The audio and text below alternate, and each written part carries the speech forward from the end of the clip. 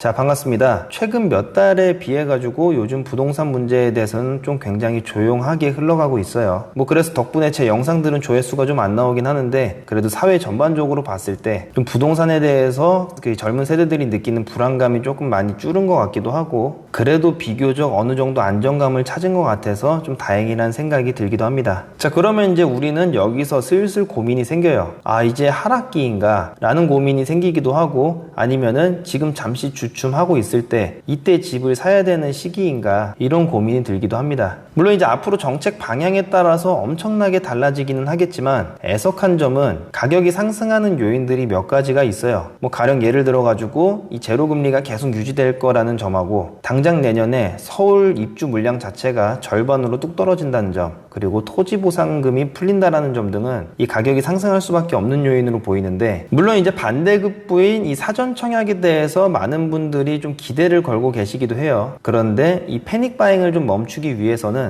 이 젊은 세대들이 누구나 여기서 당첨이 될 수 있다라는 그런 희망이 좀 있어야지 사람들이 패닉 바잉을 멈추기 때문에, 정부는 이런 쪽에다가 조금 더 초점을 맞추고 노력을 해주셔야 될 것 같습니다. 자, 그런데 제가 이렇게까지 말씀을 드리긴 했지만, 여기서 좀 오해할 수 있는 부분이 있을 것 같아가지고 말씀을 드리면은, 지금 사실 집값이 하락기는 아닙니다. 엄밀히 말하면은 상승기예요. 아직까지 KB 부동산 자료를 기준으로 봤을 때 서울의 평균 매매 가격이 이번 주에 10억을 넘었다고 합니다. 즉 전에처럼 막 엄청나게 상승은 아니지만, 그래도 조금 상승으로 해가지고 조용하게 흘러가고 있다라는 얘기죠. 그래도 이렇게 조용하게 흘러가고 있을 때는 약간의 하락기 같은 느낌이 들기도 하고 해가지고, 오늘 영상은 이 부동산이 여태까지 하락했던 그때마다 어떤 시그널이 있었는지, 그리고 그 시기에는 어떤 특징들이 있었는지, 거기에 대해서 여러분들께 좀 말씀을 드리려고 이렇게 영상을 찍게 됐습니다. 기준은 제가 서울로 잡을 거예요. 2000년대 들어가지고 최초로 집값이 떨어졌던 시기는 2003년 하반기서부터 2004년입니다. 그 전까지 김대중 정권에서 IMF를 극복하기 위해서 여기저기 이제 개발을 좀 진행을 해왔었고, 그 결과 IMF는 극복을 했지만 집값이 놀라울 정도로 상승을 했던 그런 시기입니다. 그래서 노무현 정권에서는 이를 잡기 위해 2003년에 부동산 대책을 내놓았죠. 그리고 2004년까지는 집값이 안정기에 돌입을 합니다. 일단 이때는 새로운 정부의 새로운 부동산 대책으로 인해 가지고 시장 자체에 충격이 가해졌을 때예요. 그래서 그 당시 대책 내용들의 좀 대표적인 것들을 살펴보면은 종부세 발표, 그리고 김포나 파주 같은 그런 2기 신도시 발표, 그리고 서울 강북 뉴타운 추가 건설, LTV 비율 하향, 양도세 강화, 실거래가 신고, 취득세 중과 등이 있었습니다. 또한 이 시기에는 김대중 정권에서 발표를 했었던 판교의 개발이 이뤄지고 있었던 그런 시기이고요. 입주 물량은 지금하고 비교하면 상당히 많았던 것으로 보입니다. 당시를 기준으로 보면은 2001년도서부터 2003년까지가 적었던 것으로 보이기는 하는데, 여튼 물량 자체는 굉장히 많이 있어요. 그리고 매수 우위 지수도 100을 넘어가면은 매수자가 많다라는 뜻인데, 이 지수를 봤을 때는 매수자가 적었음을 알 수가 있죠. 자, 근데 이게 사실 체감상 딱 100이어가지고 매도인 반 매수인 절반이라고 했을 때, 이 숫자 자체는 반반일지언정 이 어떤 흐름이냐에 따라서 사실 이 지표를 조금 다르게 해석을 해야 될 필요는 있습니다. 가령 호황기 같은 경우에는 매도인이 많다라고 하더라도 주변 시세는 10억인데 막 12억의 물건을 내놓고, 즉 그렇게 급하게 물건을 팔 의사가 없는 매도인들이 많아도 숫자 자체만 놓고 봤을 땐 매수인 매도인 1대1이기 때문에 그냥 100으로 나올 수가 있습니다. 그래서 이 지표를 볼 때는 사실 흐름이 어떤 흐름 안에서 이 지표가 있는지가 굉장히 중요하기 때문에 이 숫자를 그냥 곧대로 볼 그런 지표는 아니에요. 거래 지수 같은 경우도 100이 넘으면은 거래량이 활발한 건데, 이 자료에 의하면은 거래량 자체는 적은 편이었던 것으로 볼 수가 있습니다. 또한 미국의 주택은 당시에 이제 상승기였었고, 금리는 계속 내리고 있었던 그런 시기입니다. 또한 환율도 $1 환율이 900원대까지 내려갈 정도로 엄청나게 원화의 강세가 보였었는데, 당시 대한민국의 경제 상황이 굉장히 좋았기 때문이라고 해석을 하시는 분들도 계시지만, 사실 제가 봤을 때는 이 유로화의 강세 때문에 달러 자체가 그냥 많이 약세를 보였었던 것으로 조금 더 무게가 실립니다. 물론 이제 당시를 생각을 해보면은 2003년도에 닷컴 버블이 이제 꺼지면서 미국 경기는 많이 안 좋았고, 그에 비해 가지고 대한민국은 경기가 괜찮았고, 그러면서 유로화의 강세는 이제 강해졌기 때문에 뭐 결국에는 그 두 가지 얘기를 그냥 다 섞은 얘기 정도로 볼 수가 있을 것 같긴 한데, 어쨌든 간에 원달러 환율도 굉장히 낮았었습니다. 자, 그리고 그 다음으로 부동산 가격이 하락을 했었던 시기는 바로 이명박 정권 때입니다. 2008년도 하반기서부터 2013년도까지 엄청나게 오랜 기간 동안 하락을 했었던 그런 시기죠. 그래가지고 이때는 뭐 하우스 푸어라는 얘기도 많이 나왔고, 그냥 부동산 자체가 끝났다라는 얘기들이 그냥 여기저기서 많이 나왔었던 그런 시기입니다. 이때는 양도세하고 종부세를 완화하는 그런 정책을 썼었던 그런 시기인데, 이걸 놓고서 이제 금융위기 때문에 그렇게 했다라고 말씀하시는 분들도 계시지만, 대통령이 되기 전부터 계속 양도세 같은 경우에는 완화를 해야 된다라고 늘 주장을 했었던 사람이 이제 대통령이 된 거기 때문에 아마 이거는 그 당시 그 대통령의 철학이었던 것으로 보여요. 그리고 방금 전에 앞에서 말씀드렸던 금융위기가 본격적으로 시작이 됐었던 그런 시기이기도 하죠. 금리는 뭐 당연히 말할 것도 없이 초저금리 시대로 갔고, 미국의 집값은 떨어지는 그런 시기였습니다. 입주 물량은 특히 강남 3구 위주로 입주가 많이 됐었고, 전반적으로 공급량이 많던 그런 시기였죠. 거기다가 또한 보금자리 주택지구를 발표를 하면서 공급량을 늘렸으며, 당장 부족한 공급량은 사전 청약이라는 제도로 메꿨습니다. 또한 집을 사지 말고 저렴하게 청약을 받으라는 의미에서 전세자금 대출 같은 경우에도 확대를 시켰던 그런 시기입니다. 매수위 지수도 매수자가 적었고,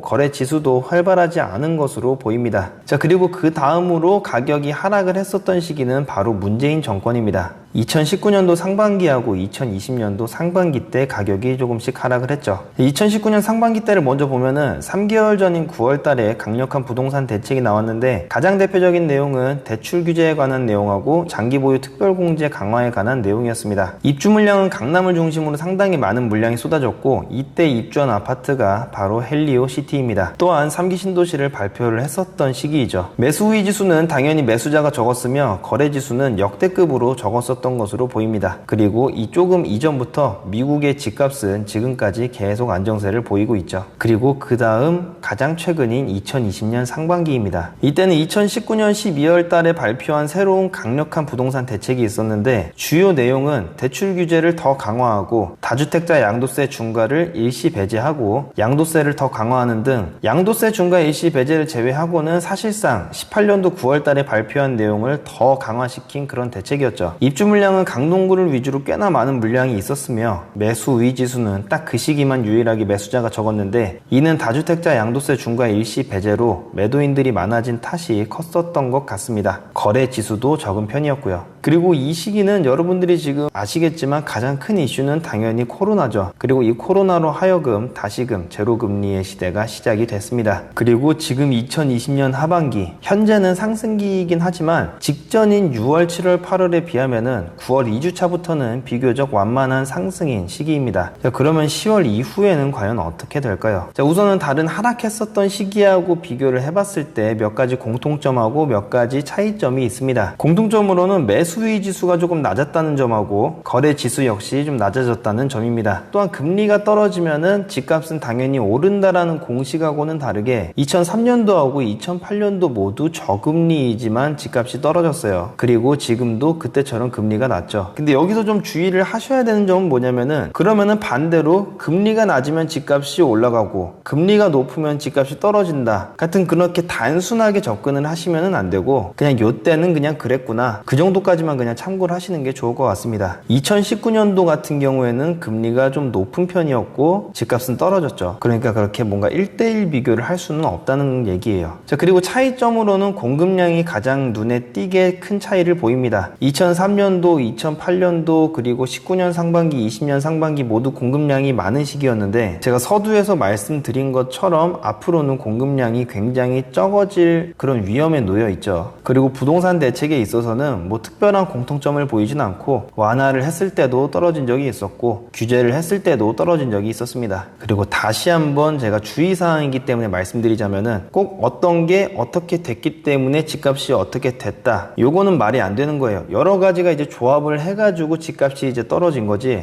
어떤 하나 때문에 콕 집어가지고 집값이 어떻게 됐다라는 거는 있을 수가 없는 일이기 때문에 그 점을 주의하셔가지고 종합적으로 보셔야지 실수가 없으실 거예요. 자, 오늘은 이렇게 집값이 하락하기 직전에는 어떤 시그널을 보였는지 거기에 대해서 같이 한번 알아봤습니다. 뭐 사실 어떤 규제를 하면은 어떤 부작용이 있고 이런 거에 대한 설명을 드릴까 하다가 뭐 그전 같은 경우는 제가 과거서부터 많이 드렸던 말씀이기도 하고, 오늘은 이제 그런 내용보다는 그냥 떨어졌을 때는 어떤 내용이 있었다 이렇게 그냥 담백하게 좀 여러분들께 말씀드리기 위해서 그런 세세한 설명들은 좀 다 뺐습니다. 그래서 뭐 세세한 설명이 조금 부족하신 분들 같은 경우에는 과거에 제 영상들을 보시면은 아마 많은 도움이 되실 거예요. 2020년 하반기하고 2021년도 상반기, 여러분들께서 생각을 하시는 집값의 흐름은 어떻게 될지 여러분들의 생각을 댓글로 공유를 해주세요. 저도 여러분들의 생각이 많이 궁금합니다. 오늘 내용은 여기까지 말씀드리겠습니다.